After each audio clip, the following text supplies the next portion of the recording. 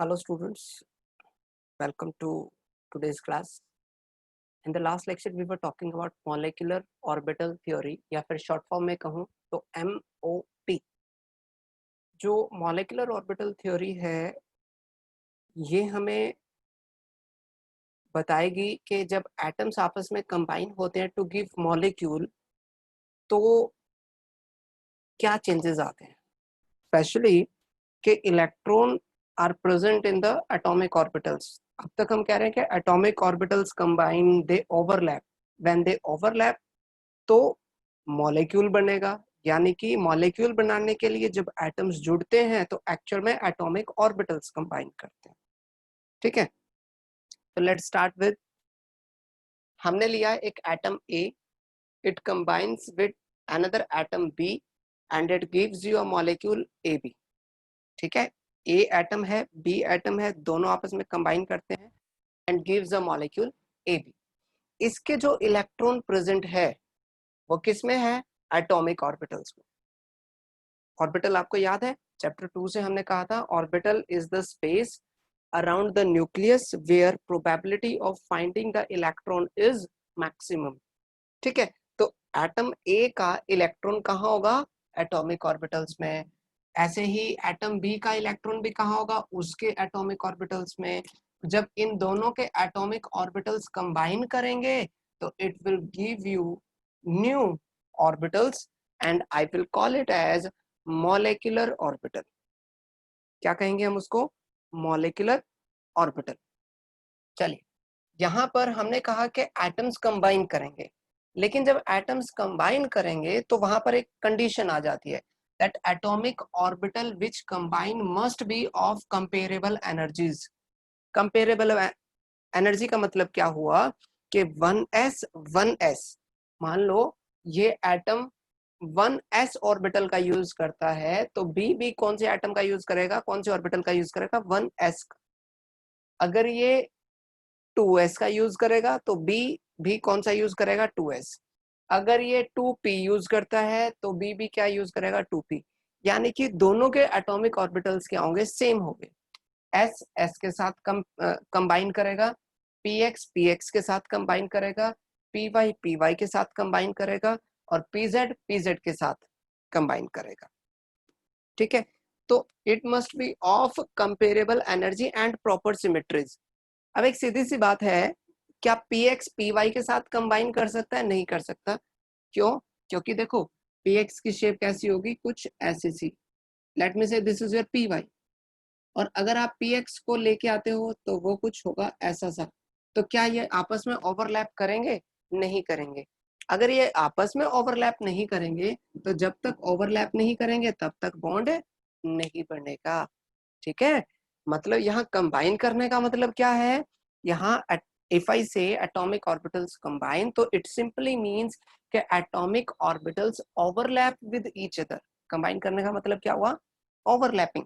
तो px और py में ओवरलैपिंग नहीं होगी. क्यों नहीं होगी? एक x एक्सिस पे लेटा हुआ है, एक y एक्सिस पे है, तो दोनों कभी भी ओवरलैप नहीं करेंगे. इसलिए हम ये कहते हैं कि comparable energy and proper symmetry. उसके बाद यहाँ पर देखो एटम ए मैं ले रहा हूं, तो एटम ए लेने का मतलब क्या है कि एटम ए के पास क्या होगा? एक न्यूक्लियस होगा. ठीक है, एटम ए के पास क्या होगा? एक न्यूक्लियस होगा और इसका electron will be attracted by this nucleus. ठीक है, this will be, let me से दिस इज योर ए. बड़े ध्यान से समझना, दिस इज योर ए. ऐसे ही एटम बी है, उसके पास भी न्यूक्लियस है, उसके पास भी इलेक्ट्रॉन है, तो उसका न्यूक्लियस भी क्या करता है? अपने इलेक्ट्रॉन को अट्रैक्ट कराता है. लेकिन जब ये आपस में कंबाइन करेंगे to give you molecule A B तो इनके ऑर्बिटल्स ओवरलैप करेंगे, यानी कि nucleus A, this is nucleus B and electron will be present in this common area. तो इसका मतलब है कि ये जो दोनों इलेक्ट्रॉन है ये न्यूक्लियस भी अट्रैक्ट करेगा, एट द सेम टाइम ये न्यूक्लियस भी अट्रैक्ट करेगा. यानी कि जो एटम था, एटॉमिक ऑर्बिटल्स थे, उसके अंदर electron are under the influence of one nucleus. के एटम ए के जो इलेक्ट्रॉन होंगे उसको सिर्फ एटम ए का ही न्यूक्लियस अट्रैक्ट करा रहा होगा.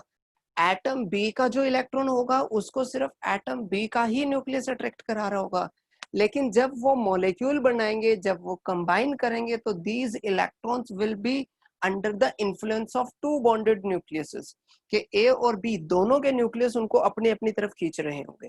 ठीक है, तो ये एक पॉइंट आ जाता है कि electron are under the influence of one nucleus, but in the case of molecule electron are under the influence of two nucleuses. ठीक है, चलिए आगे चलें। अगर हम, तो अब हम क्या कह रहे हैं कि भाई सीधी सी बात है, जब एटॉमिक ऑर्बिटल्स कंबाइन करेंगे तो एटम में तो इलेक्ट्रॉन का डिस्ट्रीब्यूशन हो रहा था, and distribution of electron is called electronic configuration. distribution of electron in an atom is called its electronic configuration. Distribution is called electronic configuration. तो इसमें एक इलेक्ट्रॉनिक कॉन्फ़िगरेशन है, B का एक इलेक्ट्रॉनिक कॉन्फ़िगरेशन है, लेकिन जब दोनों आपस में जुड़ गए तो यहाँ पर फिर से इलेक्ट्रॉनिक कॉन्फ़िगरेशन, क्योंकि मॉलिक्यूल के पास भी तो नंबर ऑफ इलेक्ट्रॉन्स है। अगर मॉलिक्यूल के पास नंबर ऑफ इलेक्ट्रॉन्स है, जैसे मैं कहता हूं कि भाई N2 मेरे पास एक मॉलिक्यूल है, इसके अंदर 2 नाइट्रोजन है, जबकि एक nitrogen, one nitrogen has 7 electrons, दूसरे नाइट्रोजन के पास भी क्या है, 7 इलेक्ट्रॉन्स। जब ये दोनों आपस में कंबाइन कर जाएंगे तो मॉलिक्यूल के पास क्या बनेंगे, 14 इलेक्ट्रॉन्स, है ना। एक नाइट्रोजन के पास कितने हैं, 7 है, दूसरे नाइट्रोजन के पास भी कितने हैं, 7 है। जब ये दोनों आपस में कंबाइन करेंगे तो टोटल इलेक्ट्रॉन कितने आ जाएंगे, 14 आ जाएंगे। 14 इलेक्ट्रॉन आने का मतलब ये हुआ कि भाई जैसे इन 7 इलेक्ट्रॉन का कुछ ना कुछ डिस्ट्रीब्यूशन था, ऐसे ही 14 इलेक्ट्रॉन का भी तो कुछ ना कुछ डिस्ट्रीब्यूशन होगा। तो मॉलिक्यूल का इलेक्ट्रॉनिक कॉन्फ़िगरेशन जब हम लिखेंगे, किसका, मॉलिक्यूल का इलेक्ट्रॉनिक कॉन्फ़िगरेशन जब हम लिखेंगे, तो वहां पर भी कौन से रूल फॉलो होंगे, Aufbau principle, Pauli's exclusion principle and Hund's rule of maximum multiplicity. ठीक है, मतलब जैसे एटॉमिक ऑर्बिटल का या किसी एटम का इलेक्ट्रॉनिक कॉन्फ़िगरेशन लिखते टाइम जो जो आप फॉर्मूला, जो जो लॉज आप फॉलो करते हैं, मॉलिक्यूल का जो है मॉलिक्यूल का कॉन्फ़िगरेशन लिखते टाइम भी आपको वो सब रूल रेगुलेशन फॉलो करने पड़ेंगे। तो इसमें भी अफबाउ प्रिंसिपल यूज होगा, पॉलीज एक्सक्लूजन प्रिंसिपल यूज होगा, और हंट्स रूल भी यहाँ पर यूज होगा। ठीक है, तो ये बड़ी जनरल सी बातें चल रही हैं मॉलिक्यूलर ऑर्बिटल थ्योरी के बारे में। चलिए, हमने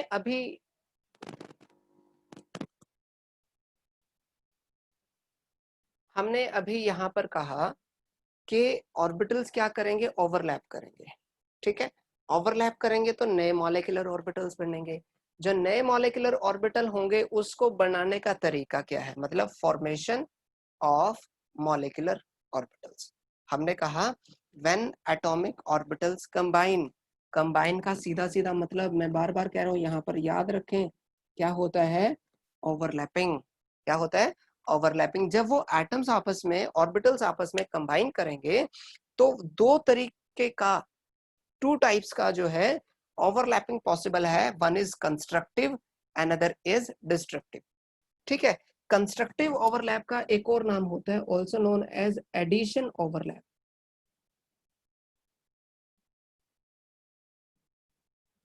मैं अभी बताऊंगा इसको एडिशन ओवरलैपिंग क्यों बोलते हैं। जबकि डिस्ट्रक्टिव का नाम होता है सब्ट्रैक्शन या नेगेटिव ओवरलैपिंग। एडिशन या फिर पॉजिटिव, इसको एडिशन ना लिखें आप, इसको पॉजिटिव लिखें, पॉजिटिव ओवरलैपिंग।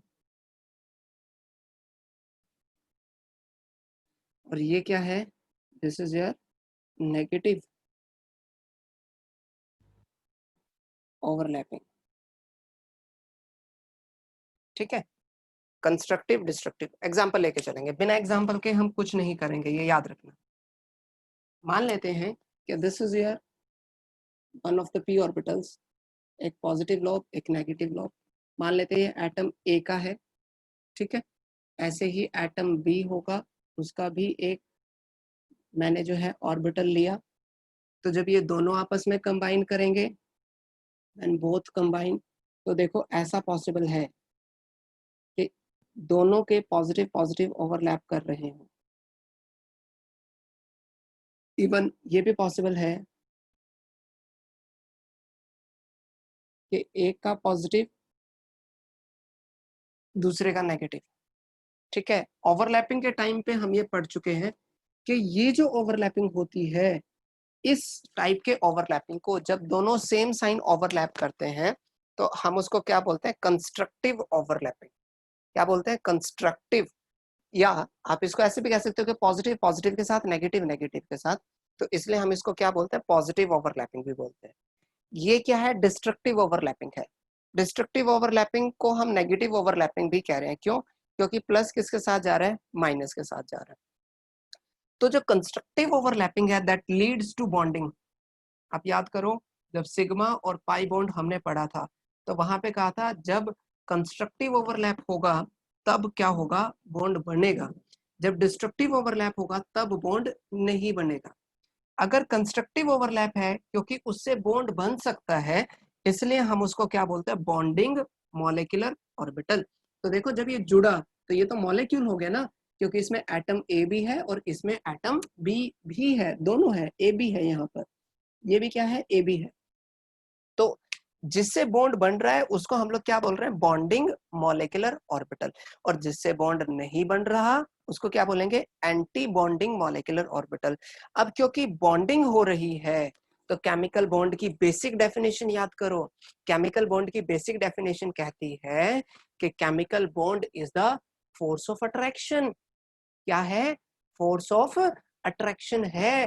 तो यहाँ पर अगर बॉन्ड बन रहा है तो मतलब फोर्सेस ऑफ अट्रैक्शन क्या है, स्ट्रॉन्ग है। और याद करो जब हमने कहा था ऑर्बिटल ओवरलैप थ्योरी, तब हमने कहा था कि जब वो आपस में एक दूसरे के नजदीक आएंगे, ओवरलैप कराएंगे, then there will be new forces of attraction and there will be new forces of repulsion। जो forces of attraction अगर ज्यादा है तो बॉन्ड बनेगा, फोर्सेस ऑफ रिपल्शन अगर ज्यादा हो गए तो बॉन्ड नहीं बनेगा। याद करो H2 एग्जिस्ट करता है जबकि He2 एग्जिस्ट नहीं करता।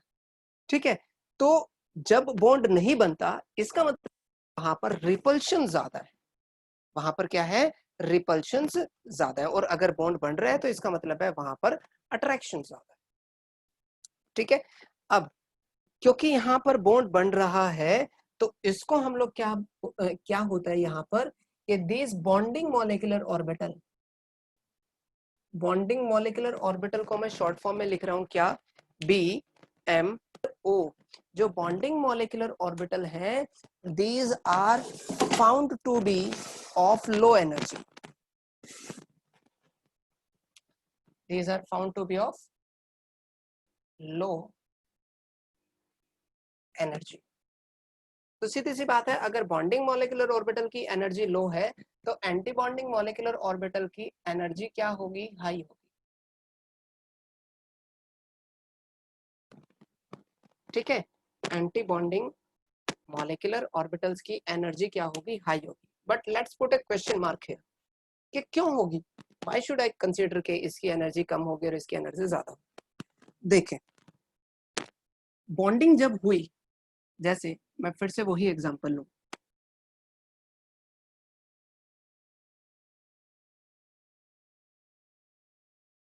कि this is your atom A जिसके पास एक इलेक्ट्रॉन है, this is your atom B जिसके पास एक ही इलेक्ट्रॉन है।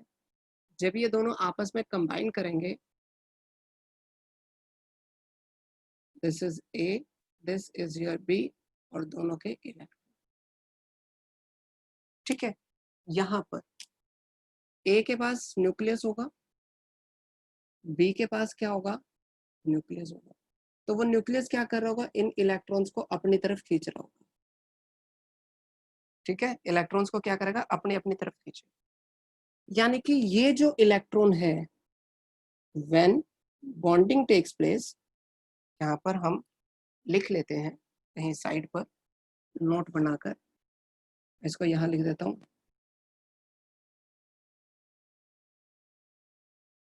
When bonding takes place then electrons are between the two bonded nucleuses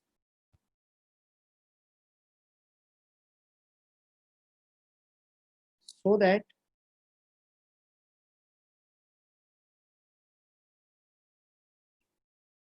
these nucleus could attract the electron. ठीक है, ताकि वो क्या कर सके, वो उसको अपनी तरफ खींच सके। अगर अपनी अपनी तरफ खींच रहे हैं, अट्रैक्शन है तो क्या है, बॉन्डिंग है। आई रिपीट, अगर अट्रैक्ट करा रहे हैं तो क्या है, बॉन्डिंग है। लेकिन यानी कि यहां पर आप क्या कह सकते हो, बॉन्डिंग मॉलिक्यूलर ऑर्बिटल्स में यू कैन से कि इलेक्ट्रॉन्स आर बिटवीन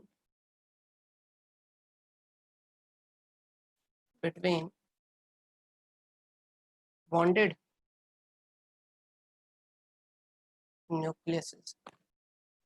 ठीक है, अब अगर मान लो इलेक्ट्रॉन दोनों के बीच में आ गए, अगर इलेक्ट्रॉन दोनों के बीच में आ गए तो इसका मतलब है न्यूक्लियस ने अपना फोर्स ऑफ अट्रैक्शन किस पे लगा दिया, इलेक्ट्रॉन पर लगा दिया। ठीक है, क्योंकि यहां अट्रैक्शन है तो ये कैसा ओवरलैप है, कंस्ट्रक्टिव है।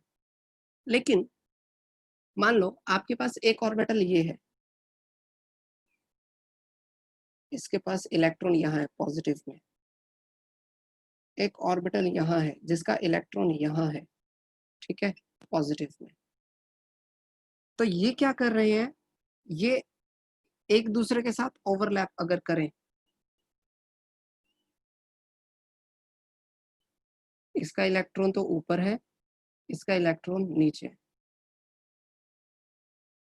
क्या ये इलेक्ट्रॉन कभी एक दूसरे से मिलेंगे, नहीं मिलेंगे, क्योंकि जब तक ये घूम के नीचे आएगा ये घूम के ऊपर पहुंच चुका होगा। आपको पता है इलेक्ट्रॉन हमेशा क्या करते हैं, रिवॉल्व करते हैं अराउंड द न्यूक्लियस। तो यहाँ पर क्या होगा कि अगर वो कॉमन एरिया में नहीं आए, अगर इलेक्ट्रॉन यहाँ पर कॉमन एरिया में नहीं आए और उसने ओवरलैप करा लिया, क्योंकि यहाँ पर तो बॉन्ड बन सकता है, यानी कि ये क्या हुआ, कंस्ट्रक्टिव ओवरलैप हुआ। और अगर मान लो इसका इलेक्ट्रॉन यहाँ, ये न्यूक्लियस, इसका इलेक्ट्रॉन यहाँ, ये न्यूक्लियस, ठीक है, तो ये एटम ए, ये एटम बी, अब यहाँ पर तो बॉन्ड नहीं बन रहा, यहाँ पर बॉन्ड नहीं बन रहा है, क्योंकि बॉन्ड कब बनेगा, जब वो कॉमन एरिया में आ जाएंगे। लेकिन अब यहाँ पर क्या हुआ कि ओवरलैपिंग की वजह से ये दोनों न्यूक्लियस एक दूसरे के पास आ गए, ये दोनों क्या कर गए, एक दूसरे के पास आ गए। अगर एक दूसरे के पास आ गए तो ये एक दूसरे को क्या करेंगे, रिपेल करेंगे। क्या यहाँ पर रिपल्शन थी, नहीं थी। क्यों नहीं थी, क्योंकि बीच में इलेक्ट्रॉन अड़े हुए थे, बीच में इलेक्ट्रॉन बैठे हुए हैं कि अगर वो अट्रैक्ट कराएगा तो उसका ये इलेक्ट्रॉन क्या करेंगे, सिर्फ अट्रैक्शन, अपोजिट चार्ज की वजह से वो इलेक्ट्रॉन में बिजी हो जाएगा।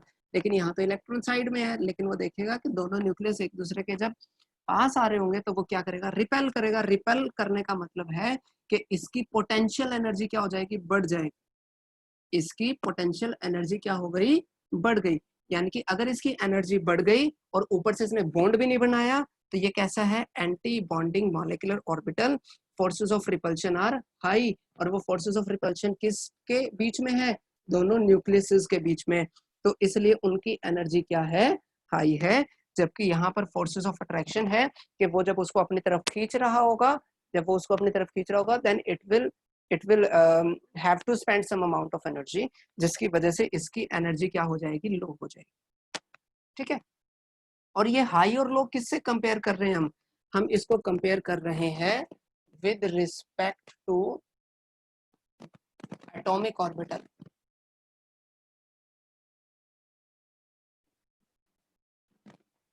ठीक है, with respect to atomic orbital. और जैसे इसमें थे कि electron are between the bonded nucleus, इसमें हम क्या कहेंगे, electrons are away from nucleus, electrons are away from the nucleus. तो ये है आपके पास क्या,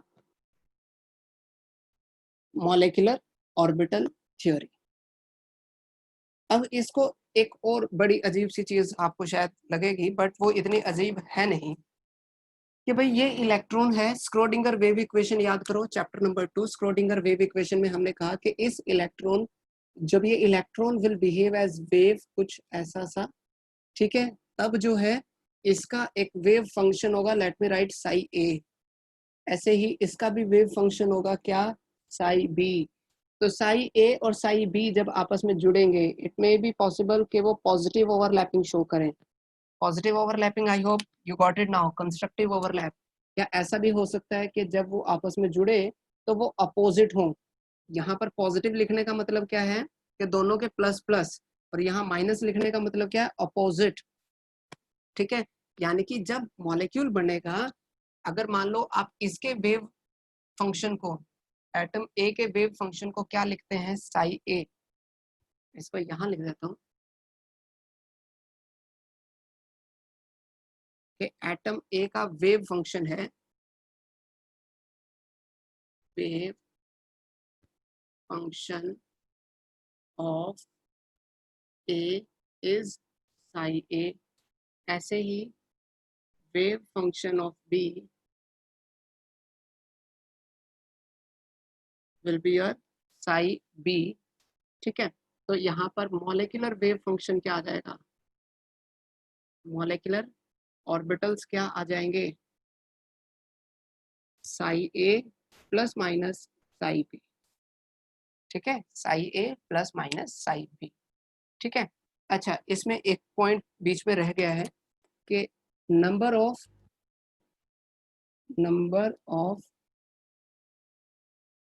molecular orbitals formed will be equal to number of atomic orbitals। ठीक है, कि जितने एटॉमिक ऑर्बिटल जुड़ेंगे, मान लो एटॉमिक ऑर्बिटल 2 जुड़ते हैं तो मॉलिक्यूलर ऑर्बिटल भी 2 बनेंगे। एटॉमिक ऑर्बिटल 4 जुड़ते हैं तो मॉलिक्यूलर ऑर्बिटल भी 4 बनेंगे। एटॉमिक ऑर्बिटल 10 जुड़ते हैं तो मॉलिक्यूलर ऑर्बिटल भी 10 बनेंगे। ठीक है, चलिए हम अब इस थ्योरी के एंड की तरफ प्रोसीड कर रहे हैं। Conditions of combination, condition of combination, ये कोई अलग सा टॉपिक नहीं है, इसको आप सीधा सीधा पढ़ चुके हैं। पहला पॉइंट ये रहा कि जिसको आप कंबाइन कर रहे हो, कंपेरेबल एनर्जी,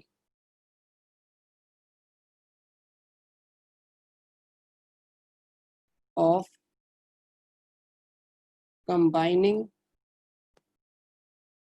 ऑर्बिटल्स। दूसरा दूसरा क्या है कि प्रॉपर सिमेट्री।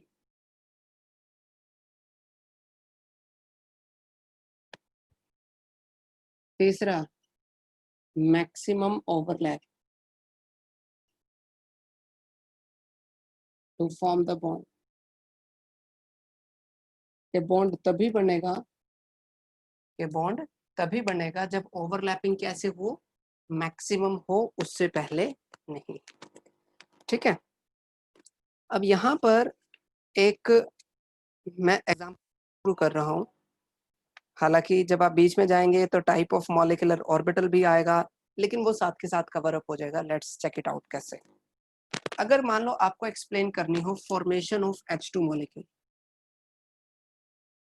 बड़े ध्यान से समझना, फॉर्मेशन ऑफ H2। मैं इसको पहले ओपन में समझा देता हूँ, ठीक है, उसके बाद मैं इसको यहाँ शॉर्ट में फिर से ड्रॉ करूंगा। Formation of H2, formation of H2 का मतलब है एक H एटम है, यहाँ पर दूसरा H एटम है, दोनों आपस में कंबाइन करें और क्या बना दें, H2 बना दें। यानी कि एक H एटम ये, एक H एटम ये, दोनों आपस में जुड़ेंगे और क्या बना देंगे, H2 की फॉर्मेशन कर देंगे। इस H के पास ऑर्बिटल देखो कौन सा है, 1s, और उस पे भी एक इलेक्ट्रॉन। ऐसे ही इसके पास भी क्या है, 1s, उसमें भी क्या, एक इलेक्ट्रॉन। ठीक है, मान लेते हैं कि मैं इस एक्सिस पर एनर्जी ले रहा हूँ,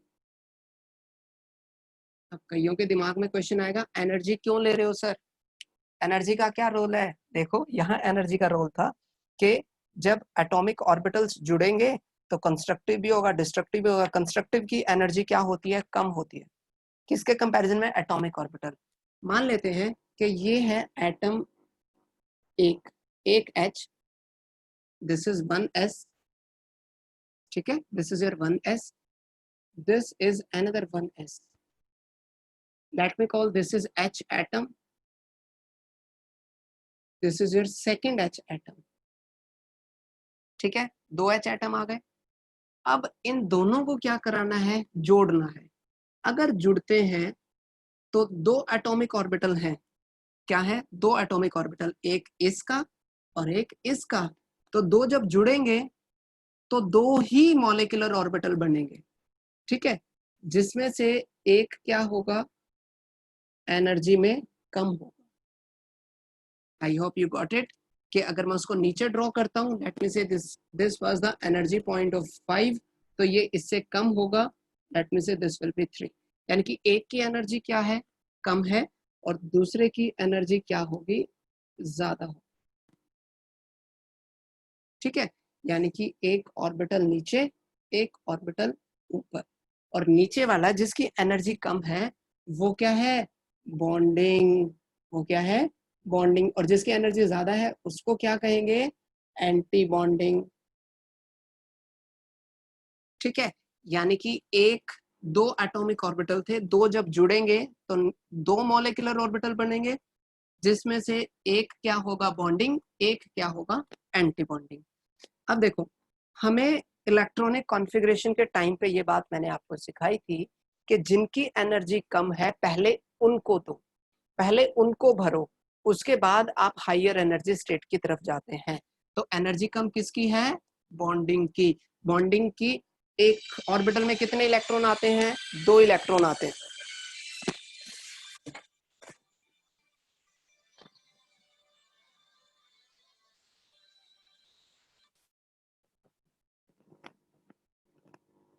एक ऑर्बिटल में कितने इलेक्ट्रॉन आते हैं? 2 आते हैं। 2 आते हैं तो वो हम क्या करेंगे कि एक इलेक्ट्रॉन यहां से उठाया और एक इलेक्ट्रॉन यहां से, दोनों को यहीं पर डाल दिया, क्योंकि एक ऑर्बिटल में 2 आते थे, तो एक यहां से आ गया, एक यहां से आ गया, ठीक है। ये फिल हो गया, उसके बाद इलेक्ट्रॉन बचे नहीं, तो ऊपर वाला एंटी बॉन्डिंग क्या हो जाएगा? खाली पड़ा रहेगा।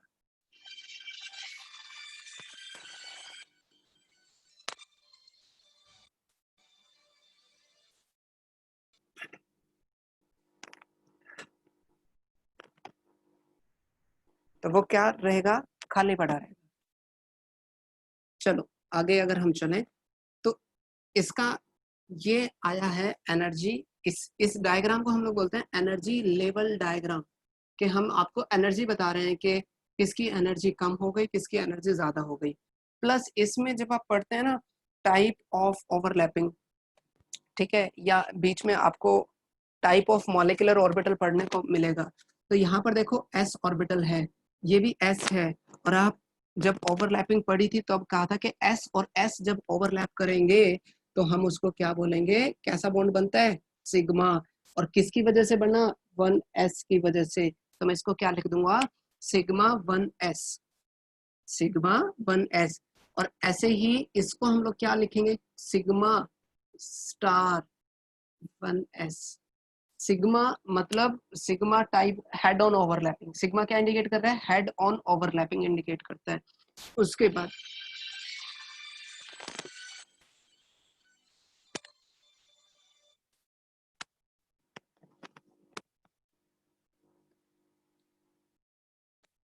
बाद क्या होता है? उसके बाद होता ये है कि सिग्मा स्टार जो है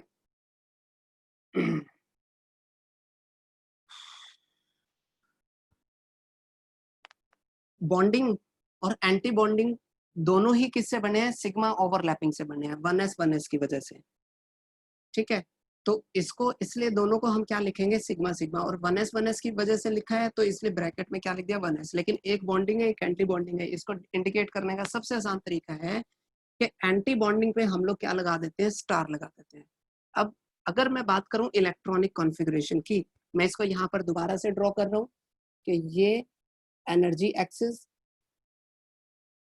ऊपर की तरफ एनर्जी बढ़ी, ये 1s, ये 1s, ये भी H एटम, ये भी H एटम, इसके पास भी एक इलेक्ट्रॉन, इसके पास भी एक इलेक्ट्रॉन। जब ये ओवरलैप करेंगे तो एक ऑर्बिटल कैसा होगा, ज्यादा एनर्जी का होगा, एक ऑर्बिटल कैसा होगा, कम एनर्जी का होगा। जो ज्यादा एनर्जी का है उसको क्या लिखेंगे, सिग्मा स्टार 1s, जो कम एनर्जी का उसको क्या लिखेंगे, सिग्मा 1s। और ये बीच में क्या है, H2 है, बीच में क्या है, मॉलिक्यूल है। तो H2 के अंदर कितने इलेक्ट्रॉन्स हैं, 2 इलेक्ट्रॉन्स हैं। तो इसका कॉन्फ़िगरेशन अगर मुझे लिखना हो, then I will write sigma 1s2, sigma 1s2। फिर से समझते हैं, मान लेते हैं मुझे एक्सप्लेन करना है किसको, हीलियम को, ठीक है, किसको एक्सप्लेन करना है, हीलियम को। ये भी हीलियम, हीलियम का कॉन्फ़िगरेशन क्या होता है, 1s2।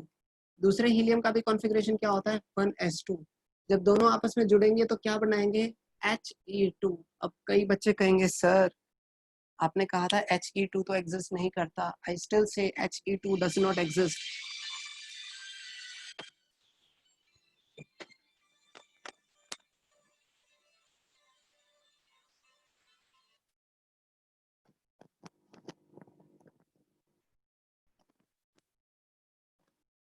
One s two, 2s2। अब आप कहेंगे कि सर He2 तो एग्जिस्ट नहीं करता, आपने पहले समझाया था। I am still on that point, He2 does not exist. हम इस थ्योरी से भी एक्सप्लेन कर सकते हैं वो क्यों एग्जिस्ट नहीं करता। ये हीलियम एटम, ये भी हीलियम एटम, यहाँ पर 2 इलेक्ट्रॉन है, यहाँ पर भी 2 इलेक्ट्रॉन है।